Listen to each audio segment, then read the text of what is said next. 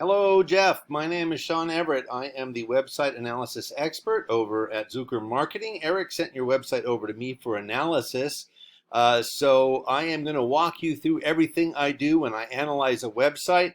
I'll start by saying that it's a beautiful website, but that's not why I'm here, because I'm really more interested in the mechanics of your website, because that is what's going to bring people to it and make it a tool of your business, something that will bring you customers and money.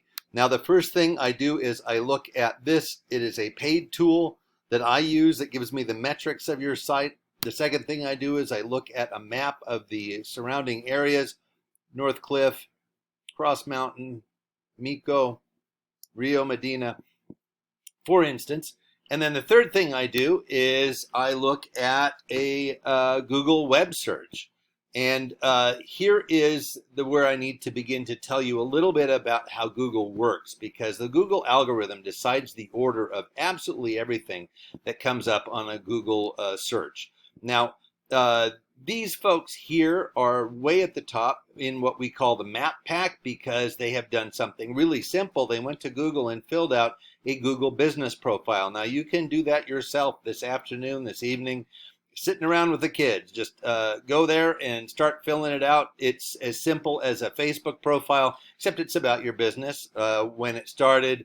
There's some tick boxes.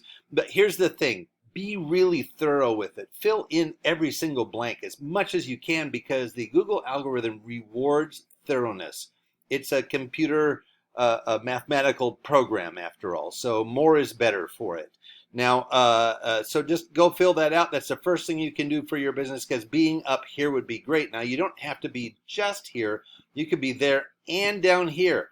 Down here is what we call the organic search results. Now, those are the result of the Google algorithm wholly and entirely. And the algorithm, like I said, rewards thoroughness for one, and it has a couple of criteria in order to make it go well. Now, the first thing I'm going to show you is that your number one Google competitor, as I'll call them, is Cloud Roofing.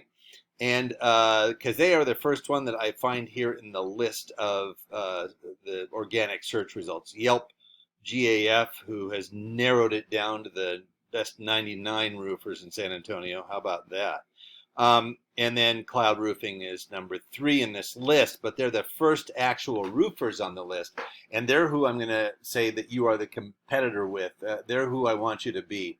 So the first thing I'm going to do is tell you that Google likes content, and the best way for me to show you that is this. I'm going to copy and paste all of your content into this website. Oh, I can tell you right now that you win this contest. Here is Cloud Roofing. Copy and paste into Cloud. Now you have what, 1,600? That is awesome, because Google wants 1,500. You have exceeded Google's amount. So you are already poised to be in the number one spot on the Google search results. But here's the deal. It might be that the words are not the right words. Let me show you what I mean. Now, here is your organic keywords on your website. You have 949 keywords. Now, that's great. That's a really great number. Here is how much your competitor has. Come on, baby. Computers, right? 2,600. So they're more than double yours. And you need some catching up to do. But the neat thing is that it's not necessarily that number of words that you need to catch up with. It's just the right words. And here's what they have. They have San Antonio roofer. They have roof repairs San Antonio, how to walk on a roof. This is a good one for me to tell you about, because this is satisfied in their blog. They have a blog about how to walk safely on your roof. Now, you're not just answering questions about your business, but you're also trying to answer people's questions. Let me put it this way. If somebody types in "gorillas love bananas," and you have that on your website for whatever reason, your website is going to come up, and some guy who's typed that up in Germany is going to say, why is this roofer in San Antonio coming up when I type something about gorillas liking bananas? Well, it's because you have that on the website. Now, here, the same is true in the inverse. If you don't have it on your website, it's not going to come up. So that's why I'm saying all of these different things that they have that they are satisfying for Google searches is contained in their website. So not just the keywords of your, like, can you write off your new roof on your taxes? A good question. Somebody's asking that.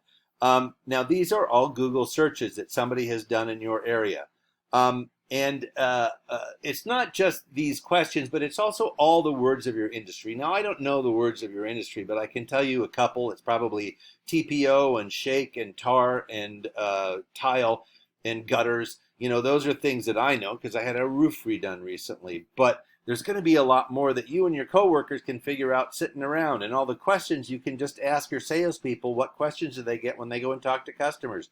Those are the things you want to have on your website. That will up your keywords. Now, the other thing is that you can also have these areas listed. If somebody in Timberwood Park is really proud of where they live, then you might want to put that you are the best roofer in Timberwood Park somewhere on your website, as opposed to just San Antonio's, because San Antonio is limiting you if you're not actually mentioning these other communities.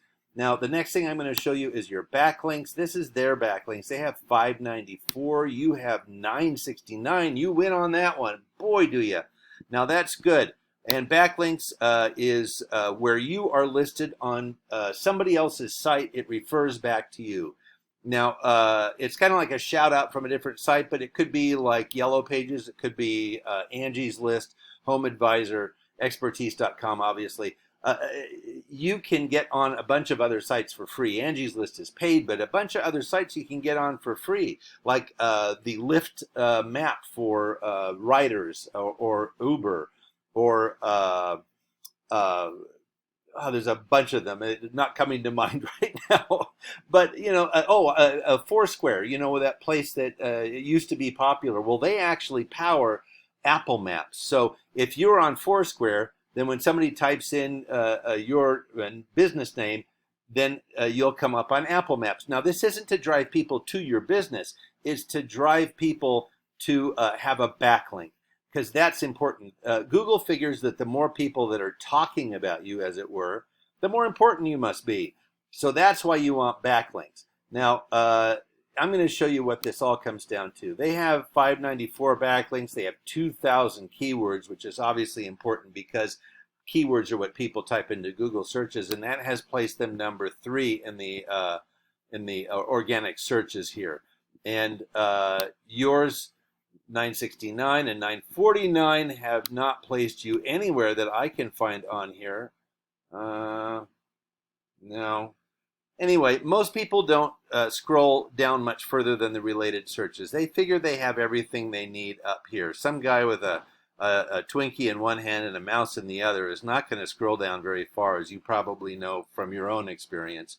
Not that you have a Twinkie in one hand. I'll just come right out and say that I do. But anyway, none of that matters. What matters is that you want to be higher on the search result. And here is where it comes down to. Your traffic last month was 835 clicks from users from a Google search. That's down 112 from the month before. And they had 6,600 from their numbers. So we can get you much higher than that if you just up your keywords, get better backlinks, and get yourself a Google business profile. Now, I'm going to assume that you want to spend more time doing roofs in San Antonio and all these other communities around you than digging around in the guts of your website. Now, you know, you have a beautiful website. Your website designer is sort of like a car painter. They make the car look pretty. We are the mechanics. We go around into the guts of it and help you actually make it work better. That's the difference.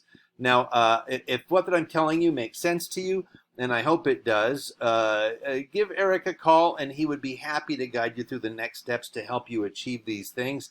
And thank you so much for watching. I hope I was helpful, and you have a great day.